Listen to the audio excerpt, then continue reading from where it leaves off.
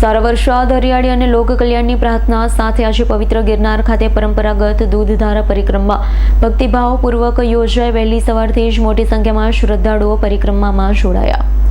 સારા વરસાદ, હરિયાળી અને લોક કલ્યાણની પ્રાર્થના સાથે આજે પવિત્ર ગિરનાર ખાતે પરંપરાગત દૂધધારા પરિક્રમા ભક્તિભાવપૂર્વક યોજાઈ. વહેલી સવારથી જ મોટી સંખ્યામાં શ્રદ્ધાળુઓ પરિક્રમામાં જોડાયા હતા. માહિતી અનુસાર દૂધધારા પરિક્રમાની શરૂઆત અંદાજે 60 વર્ષ પહેલા ગિરનારના પરમ ભક્ત કરમણ ભગતે દુષ્કાળના સમયમાં સારા વરસાદની પ્રાર્થના માટે કરી હતી. પરિક્રમાનો પ્રારંભ લંબે હનુમાનજી મંદિર સામે આવેલી કરમણ ભગતની જગ્યાએથી થયો હતો. ત્યારબાદ ભવનાથ મંદિરે ગૌ દૂધથી અભિષેક કરી વિધિવત પરિક્રમા શરૂ કરવામાં આવી. માર્ગમાં આવેલા વિવિધ શિવ મંદિરોમાં દૂધધારા અર્પણ કરવામાં આવી હતી. પરિક્રમા દરમિયાન જંગલ વિભાગ દ્વારા તમામ શ્રદ્ધાળુઓનું ચેકિંગ કર્યા બાદ જ જંગલ વિસ્તારમાં પ્રવેશ આપવામાં આવ્યો હતો.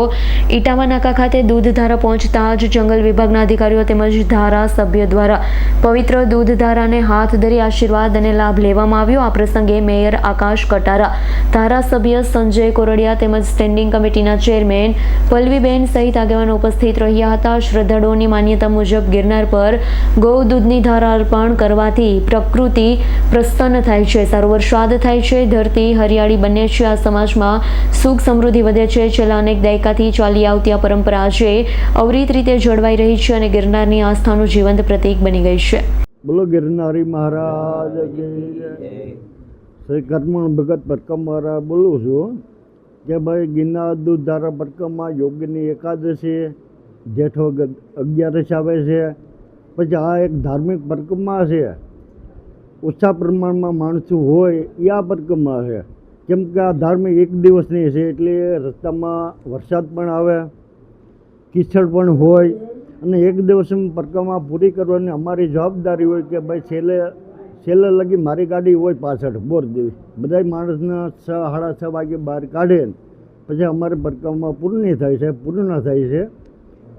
તો કોઈએ જંગલમાં પ્લાસ્ટિક ન લઈ જવું, જંગલના નિયમનું પાલન કરવું, ક્યાંય જંગલમાં ડાવરું જવાનું નહીં, કોઈ હિંસક પ્રાણી હોય એને કોઈને સાળો ન કરવો. અને આપણે એક ધાર્મિક પરિક્રમા છે, ભગવાનનું નામ લેતા પરિક્રમા પૂર્ણ કરવી.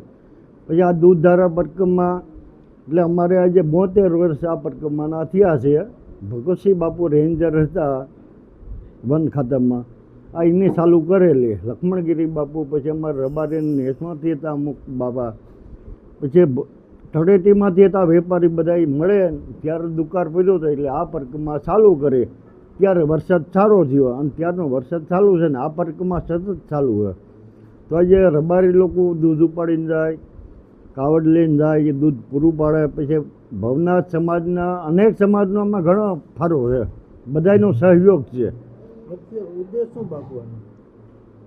ઉદ્દેશ તો એ છે કે આજે દૂધધારા પરિક્રમા જે તે સમયમાં વરસાદ નહોતો થયો ત્યારે આ પરિક્રમા ચાલુ કરી હતી. પછી વરસાદ હોય જ અને હોય જ છે. તમે આજે વરસાદ નથી, રસ્તામાં જાવ એટલે વરસાદ આવશે, છેલ્લે બોરદેવી આવશે. તો વરસાદ આવે અને આ એક ધાર્મિક પરિક્રમા છે. બધા શાંતિપૂર્વક પરિક્રમા કરો અને જંગલ ખાતું બધા માણસોનો અંદર પ્રવેશ આપે એવી હું વિનંતી કરું છું. જય ગિરનારી. જય શ્રી રામ, જય ગિરનારી. હું વિપુલ રાવત, વિશ્વ હિન્દુ પરિષદ જૂનાગઢ મહાનગર મંત્રી. આપ સૌને જણાવતા આનંદ થાય કે આ દૂધધારા પરિક્રમા જેઠ વદ 11ના શુભ દિવસે કરવામાં આવે છે. ગિરનારની આસપાસ વસતા તમામ માલધારી સમાજ દ્વારા આ પરંપરા ચાલુ કરવામાં આવેલ છે કે ભાઈ સારો વરસાદ થાય તેમજ આવનારા વર્ષમાં તમામ અબોલ જીવોને પાણી તેમજ એમની ગિરનારમાં એમની રક્ષા થાય એના માટે થઈને આ પ્રાર્થના માટે દૂધધારા પરિક્રમા કરવામાં આવે છે. આ દૂધધારા પરિક્રમા કરમણ ભગતની જગ્યાએથી શરૂઆત થાય, ત્યાંથી લંબે હનુમાન તેમજ ભવનાથ સ્થિત મહાદેવ મંદિર તેમજ ગિરનારના તમામ દેવાલયોમાં થઈ અને આ દૂધધારા પરિક્રમા પૂર્ણ કરવામાં આવે છે. આપ સૌને જણાવતા આનંદ થાય છે કે આવી જ રીતના લોકોની સુખાકારી માટે થતી પરિક્રમા એટલે દૂધધારા પરિક્રમા. બસ આટલું જ. જય ગિરનારી. રાવલિયા મધુનો રિપોર્ટ, S9 ન્યૂઝ, જૂનાગઢ. અમારી તમામ માહિતીથી અપડેટ રહેવા માટે જોડાયેલા રહો S9 ન્યૂઝ સાથે.